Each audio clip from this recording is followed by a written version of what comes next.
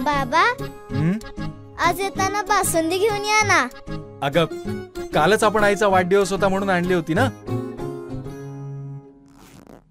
ऐकलं, गोकुळची बासुंदी पुन्हा खावीशी वाटतेय. खरं सांगू, मलाही खावीशी वाटतेय. पुन्हा पुन्हा खावीशी वाटणारी गोकुळ बासुंदी. व्हाईट आर्मी शिवाजी विद्यापीठ, शिवसहायता आपत्ती व्यवस्थापन केंद्र आणि NSS विभाग यांच्या संयुक्त विद्यमाने आपत्ती व्यवस्थापन महायोद्धा पुरस्कार वितरण सोहळा मोठ्या उत्साहात संपन्न झाला.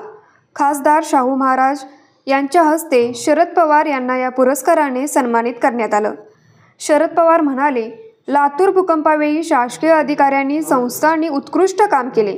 आपत्तीच्या काळात महाराष्ट्रातील शासकीय यंत्रणा चांगली काम करते, त्यामुळे त्यांना बळ देण्याची आपणा सर्वांची जबाबदारी आहे. शाहू छत्रपती म्हणाले, भुज येथील भूकंपावेळी शरद पवार यांनी महाराष्ट्र पॅटर्न वापरून सर्वसामान्यांना दिलासा दिला.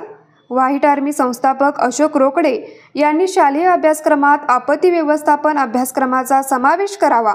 कोल्हापुरात आपत्ती व्यवस्थापन संदर्भातील विद्यापीठ व्हावे अशी अपेक्षा यावेळी व्यक्त केली. पंडित कंदले यांनी सूत्रसंचालन केले. अमोल कोडोलीकर यांनी आभार मानले.